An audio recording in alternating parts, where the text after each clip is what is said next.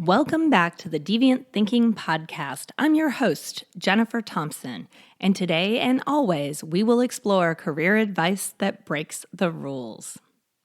Today's episode is dedicated to those of you who are out there searching for that new job in a new space. So whether it be someone who's just graduating from an undergrad or a graduate program and looking for their first job in a new space, or if you're already employed and looking to pivot your career and head in a little bit different direction, we're going to talk about how to position your resume when you don't have a ton of experience in the area in which you want to work.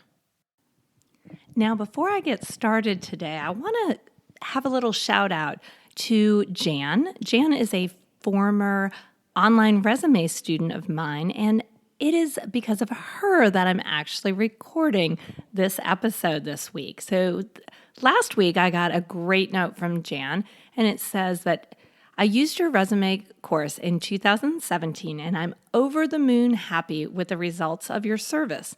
My new resume helped me land a part-time teaching position at Saddleback Community College in their interior design department. I was wondering if you can suggest any information for my students to help them with their resume. They are newly emerging professionals and they have little or no work experience. And how can we guide them on setting up an awesome resume? So thank you, Jan, and thank you, the students at Saddleback Community College. This episode's dedicated to all of you. And we'll really dig in now and give you some really great ideas of what you can do when you don't have a ton of experience, but you've got to come up with a great resume.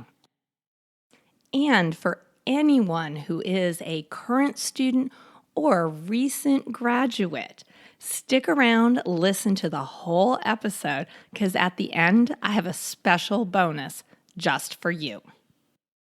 So let's get started. So how do you position yourself on a great resume if you have little or no experience? The first place I want to start is with you. What makes you different? What makes you exceptional? What makes you interesting and different from everyone else? It is that remarkable difference that will land you the right role. Will it land you every role? No. And you don't want every role. You want a role that allows you to be you and show up fully as yourself. So that trumps every other piece of advice that I'm going to give you today about resumes. Be willing to be yourself and show up fully. Let people see your personality and who you are, because that is awesome and that's what we want. Please don't try to be ordinary. Don't try to fit into a mold that someone made up, that it's made up anyway. It doesn't really matter. Create your own mold and have the guts to be remarkably different and just own it.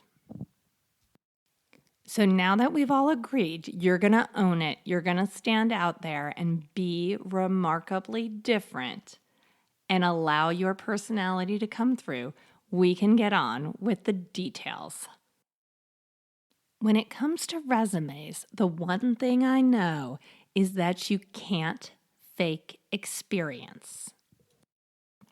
And what I mean by that is really it is worth figuring out a way to get experience even if you're not already in that new position. If you are new to this, if you are an interior design student like Jan's students at Saddleback Community College, there's opportunities for you to do interior design projects every day. Get out there and get experience.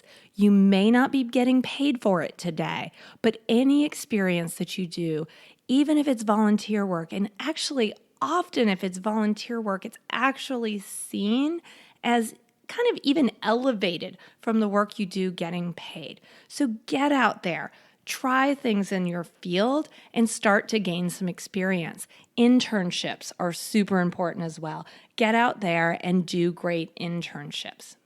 And once you're there and you're doing the work, step outside the lines. Everyone gets a job description. Find out what that job description is, do it really, really well, and then ask what else you can do. Because people who are passionate about what they are doing do more. They do more exciting work. They do work that is work that they can talk about, that's work that accomplishes things. So don't be afraid to step outside the bounds and do work. When I was over a creative team, I often got asked to do informational interviews with people from other areas who were interested in coming into my department. And they would come to me and say things like, oh, I love what happens in design. And, I love to draw and I love to paint and I can see myself doing this. What do I need to do to be successful and be able to move over to this team? Often my answer was, well, can I see some of your work? What have you done? Like, what work do you do? And often they never had work to show me. If you think you are passionate about something, you have to get out there and start doing the work, especially in the creative field, because it's the only way someone can judge if you really are good at the work that you're doing. Just writing down that you're capable of it doesn't mean that you really are. So they need that sense. To really show your passion, get out there and do the work. I often hear people say, but I don't have the time, I don't have the capacity. Your calendar and the way that you spend your time reflects your priorities. If transitioning your career into a new area or starting a new career is your greatest focus, make sure your calendar shows that. And what I mean by that is there's always time to work on projects that you love. I love the work I do. It is not crazy for me to be up at 4 a.m. recording a podcast because I love the work that I do. I will find the time to do it. I will find the time to build a new product for my clients. I will find the time to do a great resume. And I will do that around all of the other work that goes with running a business. But the things that I'm passionate about, I make sure I find the time to do. So using time as an excuse to not be out there doing great work is not an excuse at all. It's holding you back from being exceptional at the work that you do. So that's the first thing that I would say is get out there and get experience so that you do have something to put on your resume, because there is nothing that substitutes real work. So now that I've told you exactly what you don't want to hear, that there is no substitute for real work, I will share that often there is work that we do in other parts of our lives that can be translated to the new roles that we take. And if you're someone who is in that career transition, often you are doing elements of the skills that you will need for that next role. And it's really important to kind of excavate those, dig into the jobs you've had in the past and figure out when were those moments that you were doing these tasks and actions that fit the new career. First place I always start when I'm looking for these things is figuring out what you value, what's important to you. So if you're someone who's creative and you're moving from a role in accounting to a true creative role, right? That's a hard transition. But often what I find is that even for that person who is in accounting, maybe there was a special project they were put on, and maybe they were the one in charge of a volunteer project with a group of a children's home, and you put together flyers and advertisements and things like that to get people involved. Well, you were able to be creative even outside the context of your normal roles and responsibilities. So really take that time and think about what are the skills that are needed in that next role, and where are some places that I can find those transferable skills. Really, again, focusing on what's important to you, because we always want to make sure what we put in our resume is the things that we love to do.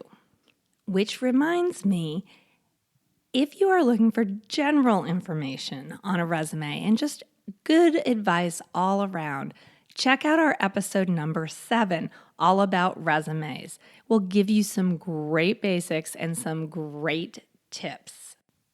Now back to talking about that first resume.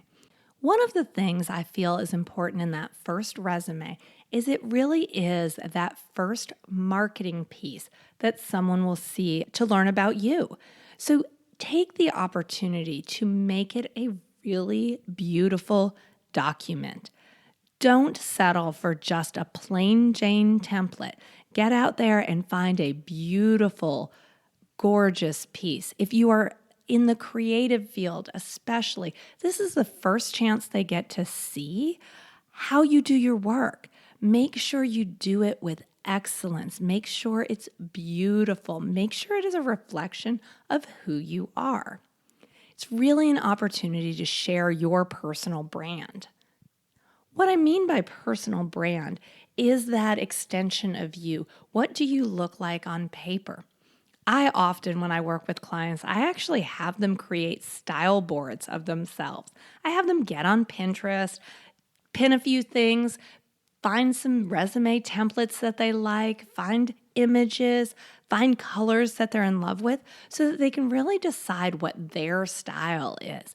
And then we create the resume from that, because I do think it's important that it reflects who you are as an individual and really shows that design sense, especially in those creative fields. Now, if you're in a more conservative field, say accounting, don't be afraid there also to take this as an opportunity to show people who you are in a well-rounded sense. It's really worth sharing your image of who you are so that, again, they can get a good sense of you. Because when you don't have a lot of experience to go with, you have to show them in other ways that you're interesting. So a great format that really exemplifies who you are can go a long way to people seeing you as a great professional. The other thing that you can do on a resume is to tell your story.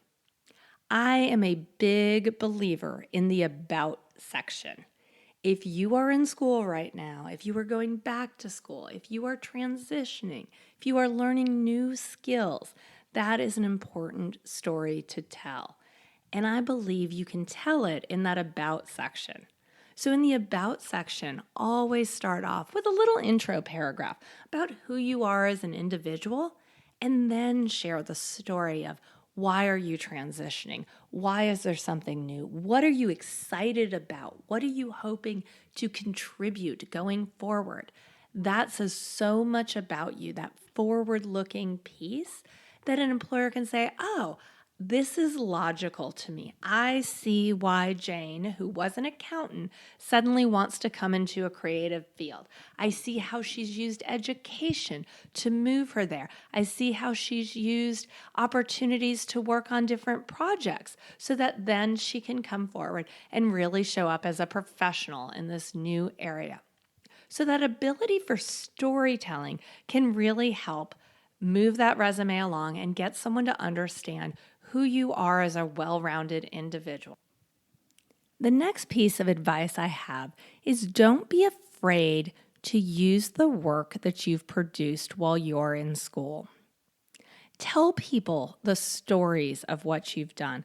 Put out the projects that you've worked on. Just because they were school projects doesn't make them invalid. If you've worked as a group to execute a really neat project, if you're in a master's program and you've created a thesis, trust me, that's a full-time job. Talk about who you partnered with. Talk about the work that you completed. Talk about the outcomes. Talk about how you can have impact with those outcomes. All of those things really do count. So don't be afraid to use the schoolwork that you've done to share that experience that you've had. Also, those extracurricular activities that you've done at school, those are great opportunities to show leadership and show involvement. If you've been in fraternities that support your area of study, those are great things. Honor sororities and fraternities. Different clubs and organizations, again, different volunteer opportunities that you've done on campus. Great opportunities to share additional information. Another area that you can highlight as a student is awards. If you have received any awards for the work that you have done, make sure that you highlight that. This is an easy way to show that others have already seen your work as exemplary and that you should be noticed. So definitely be sure to put an awards area on your resume.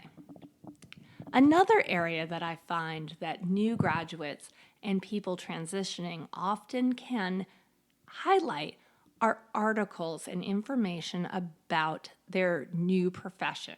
So if you are someone transitioning, and say you are someone who does process management now, and you want to go into the medical industry and maybe on the self-help side, start to publish articles about the work that you're doing there and what you're learning. You can publish them right on LinkedIn. I actually recommend that much more than I do a personal blog because the opportunities to share it are much greater.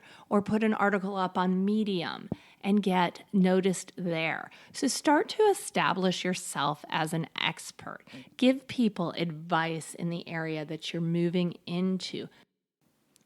To establish expertise in an area, the experts say it takes as little as 10 articles to establish that expertise. And while I don't want my medical doctors claiming expertise with 10 articles, it does give us something to think about as individuals who are just starting out. We can gain a lot of traction and people can see our passion when we take the time to share articles and information of what we're learning and how it can apply to others. So don't be afraid to talk about and share what you're learning as you go and the experiences that you have and the opinions that you have as well, because it will help establish you as someone who is passionate and interested in the field that they're going into. And really, that passion goes a long way. When I talk to hiring managers, they will definitely hire someone who is passionate about their field over someone who has every idea buttoned up, but are kind of a little indifferent to it. They know their stuff, yeah, but I don't know if I can see them in the future, they say. They want someone who really wants to show up, wants to be learning, and wants to be sharing. So any way that you can do that is a benefit. And as I share that, I know that's not something that's necessarily on your resume, but that can show up on your LinkedIn profile. So most employers kind of use both to look at you as an overall person. You definitely want your LinkedIn profile up to date as well. You want it to be consistent with your resume. There's nothing worse than a resume that says one thing and a LinkedIn profile that says another. You want to make sure that all of that information is congruent between both sources. So definitely take advantage of LinkedIn. Join groups that are in your professional area. Get articles out there. Like articles from others. Comment. Again, all of those things help to establish you as an expert in your field. And experts get hired. People who know things get hired. And again, while it's off topic of exactly the resume, our real topic is how do you get hired? And getting hired means you have to be that expert. And my last piece of advice for those of you who are developing that first resume, don't be afraid to claim the experience that you have. And don't think the projects that you've worked on aren't important. Often I find that students and people in transition have done projects in the area they're looking to move into, be it through being interns or doing it within their current role. And you want to make sure to highlight those areas. This is a little different than just describing your job description, but really what's different because you were there. I can think all the way back to my internship. And one of the projects I got to work on was establishing a design library for a Fortune 500 company. It allowed them to use the works of art that they had purchased prior in new settings, saving them potentially hundreds of thousands of dollars. That's how I would describe the fact that I photocopied and cataloged a whole bunch of pieces of art all summer.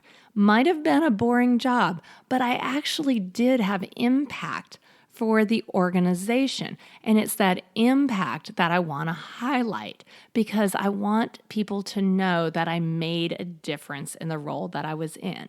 So take a step back, think about the roles that you've had, the internships, the jobs that you've done if you're a designer and maybe you've picked up some freelance work along the way, and think about the impact that you've had with the work that you've done. If you're a graphic designer and you've designed a new logo package, sure, it's a logo package, designed a logo. But if you can write it up as designed a logo for a new startup coffee shop, which set them up to be a hip young spot in downtown Denver. Sales for the coffee shop were up 20% when the new graphics hit. That's impact. You can tell people what's different because you were there. So I really urge you to look at that experience that you already have, step back in another light, and really dig in and see what you can talk about for each of those pieces so that people can really see the impact that you have. And don't sell yourself short. Really believe in yourself. Believe that the work that you've done is really valuable. And when you believe that that work is valuable, people looking at your resume will believe it's valuable as well, and it will help you get a job. It will help you stand out and be remarkably different.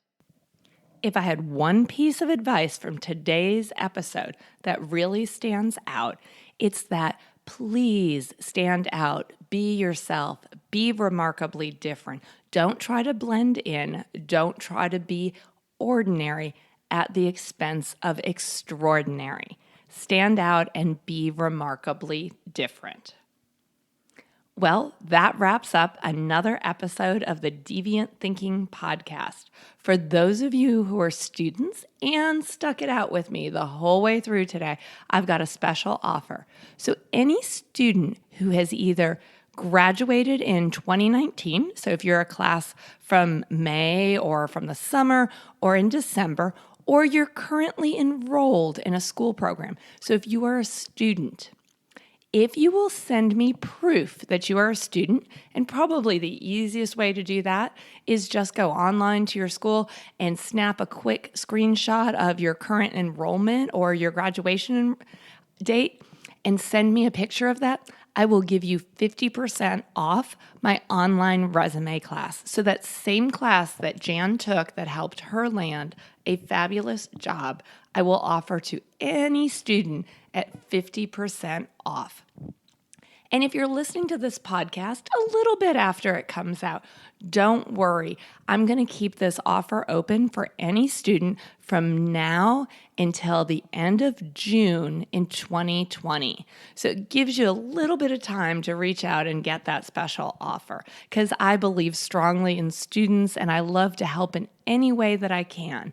So 50% off, use the email that's listed in the show notes and send us proof that you are a current or just graduated student, and we'd love to give you that discount. Now, if you love this podcast, definitely consider subscribing. Head on over to iTunes and subscribe. We've got a lot of really great episodes planned and coming up. I've got some great guests planned in the next month and some really great topics that can really help push your career along. So until then, be deviant and be remarkable. Thank you.